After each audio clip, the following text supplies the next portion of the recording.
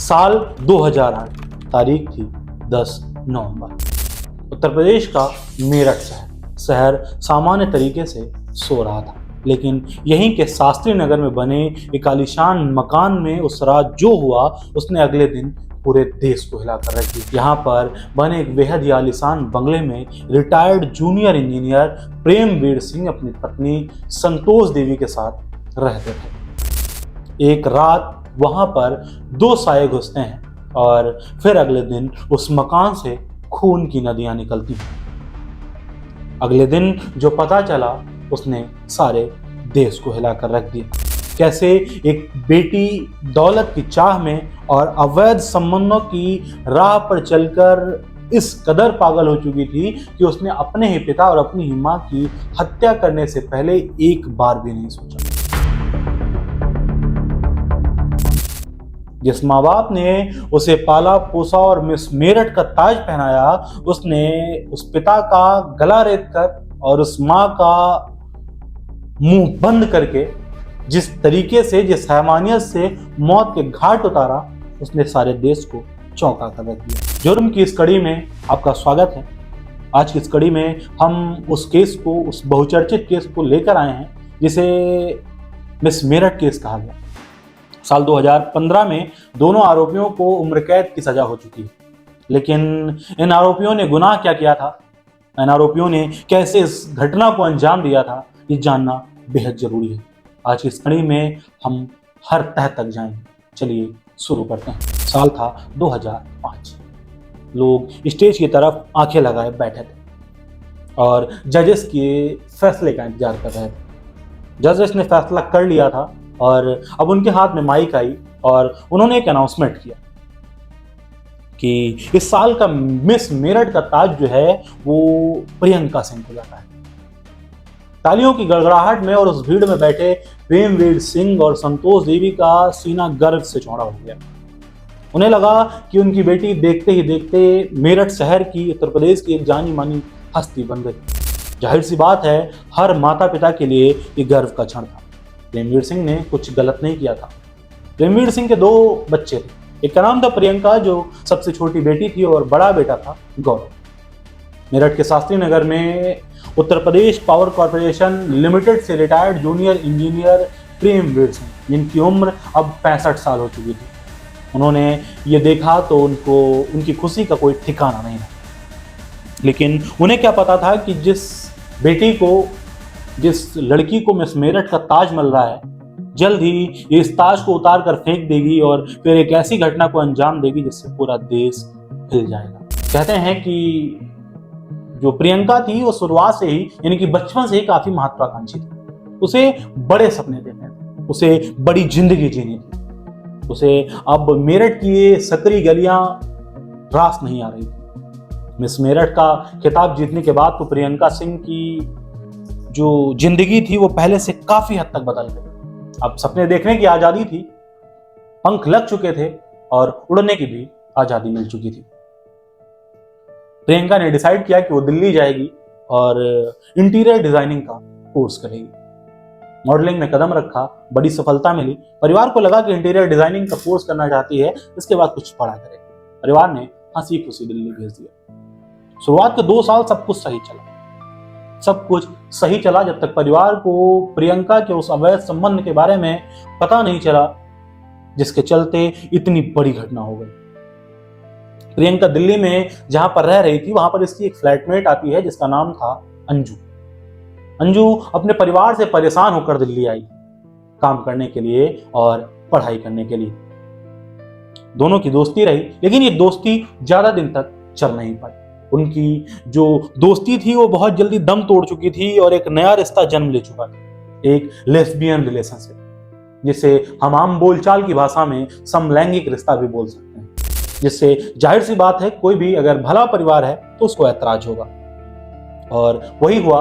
प्रियंका के परिवार को जब अंजू और प्रियंका के संबंधों के बारे में पता चला तो परिवार ने विरोध किया। परिवार ने हर संभव प्रयास किया कि अंजू और प्रियंका अब ना मिले।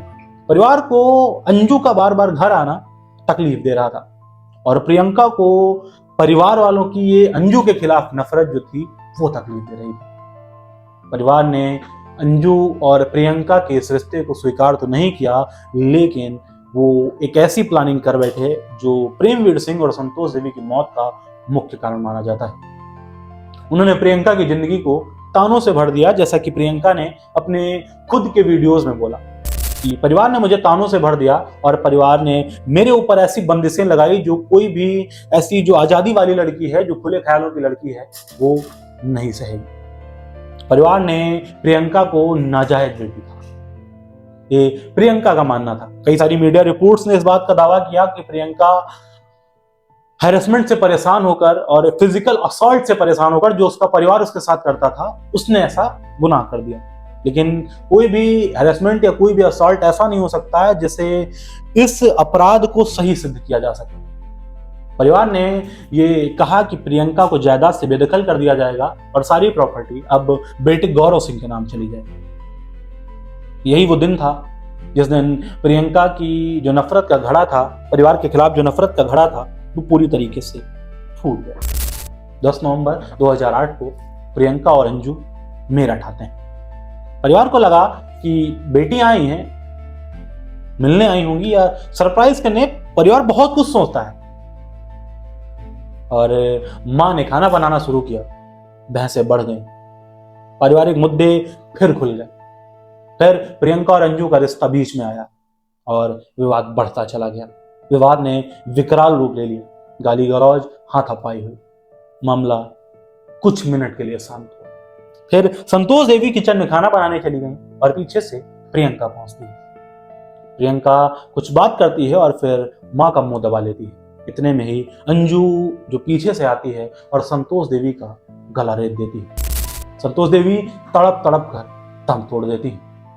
अंजू और प्रियंका वहीं खड़े थे। इतने में प्रेमवीर सिंह किचन में आते हैं।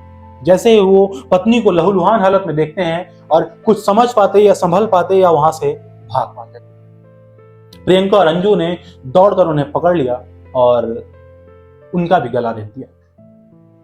फिर उसके बाद घर की तिजोरी से सारी नकदी, वसीयत के पेपर जिसमें प्रियंका को जायदाद से बेदखल किया गया था, और ज्वेलरी जो भी मिला सब समेटा और दिल्ली निकल गए। लेकिन पुलिस ने जब जांच की परतें खोली तो जो सामने आया उसने सबको हिलाकर रख दिया। दरअसल पुलिस को शुरुआती जांच में लगा कि शायद कोई बड़ी गैंग है जिसने इस लूट को अंजाम दिया, लेकिन एक बात जिसने शक की सुइयों को दूसरी तरफ मोड़ दिया। कहते हैं प्रेमवीर सिंह जी के घर के बाहर एक ऐसा कुत्ता बंधा था जो पूरे शहर का सबसे खूंखार कुत्ता। जैसे मिस मेरठ का किताब प्रियंका सिंह को मिला था, ऐसे ही सबसे खूंखार कुत्ते का किताब प्रेमवीर सिंह के कुत्ते को मिला था। वो अगर किसी अनजान व्यक्ति को घर के बाहर देख लेता तो उसकी बोटी बोटी नोच देता। लेकिन उस रात उस कुत्ते का भौंकना तो दूर की बात, उसने आवाज तक नहीं की, चुपचाप दम हिलाता रहा। रात के अंधेरे में जो दो साये उस घर में, उस आलीशान बंगले में एंटर हुए थे, वो कोई अपरिचित नहीं थे। ये पुलिस को वहीं से क्लियर हो गया। और डिटेल्स निकाली गई तो पता चला कि अंजू और प्रियंका का सिम उस रात मेरठ में ही एक्टिव था और घटना के तुरंत बाद उनका फोन स्विच ऑफ हो गया, क्योंकि घटना को अंजाम देने के तुरंत बाद वो दिल्ली भाग गए थे। 2008 में जब पुलिस ने इस जांच की सारी रिपोर्टें प्रस्तुत की और सारा खुलासा किया तो प्रियंका और अंजू के चेहरे पे कोई सिकन नहीं था, कोई अफसोस नहीं था। उन्होंने एक बुजुर्ग दंपति जिनकी उम्र 65 क्रॉस हो चुकी थी, उनको इस निर्ममता से मौत के घाट उतार दिया। लेकिन अंजू और प्रियंका के चेहरे पे कोई ना तो गम था, ना ही कोई ऐसा सिकन था जिससे ये महसूस होता कि इनको अपने किए पे पछतावा है। उल्टा प्रियंका और अंजू मीडिया से कह रहे थे कि आप मौत का कारण ना पूछिए, आप ये सोचिए कि हम किस हद तक मजबूर थे जो हमने इस घटना को अंजाम दे दिया। साल 2008 से लेकर साल 2015 तक 7 साल जितने बड़े समय तक इन अपराधियों को सिर्फ तारीख के तारीख मिली और कोई सजा मुकर्रर नहीं हुई। लेकिन साल 2015 में गवर्नमेंट ने, कोर्ट ने इस केस को जघन्य अपराधों की श्रेणी में रखा और फिर उसके बाद प्रियंका और अंजू को उम्र कैद की सजा सुना दी गई। लेकिन क्या प्रियंका और अंजू जैसे इन खूंखार और दुर्दांत अपराधियों के लिए उम्र कैद की सजा काफी है? क्या ऐसे अपराधियों को उम्र कैद की सजा दे देना और फिर कुछ सालों के बाद नॉर्मल कैटेगरी में लाकर अच्छे बिहेवियर के चलते बेल दे देना सही होगा? जो बच्चियां अपने परिवार की नहीं हुई, जिन्होंने अपने बुजुर्ग माँ बाप को नहीं छोड़ा, वो इस समाज के लिए किस हद तक घातक हैं, ये शायद हमको और आपको अंदाजा नहीं है। क्योंकि ऐसे अपराधियों को सिर्फ और सिर्फ मौत की सजा मिलनी चाहिए, कम से कम मेरे हिसाब से। जुर्म की अगली कड़ी में हम आपके लिए ऐसी ही एक कहानी लेकर आएंगे। अगले वीडियो तक इस चैनल को सब्सक्राइब जरूर कर लीजिएगा, ताकि हमारा आने वाला वीडियो आपको सबसे पहले नोटिफिकेशन मिल सके।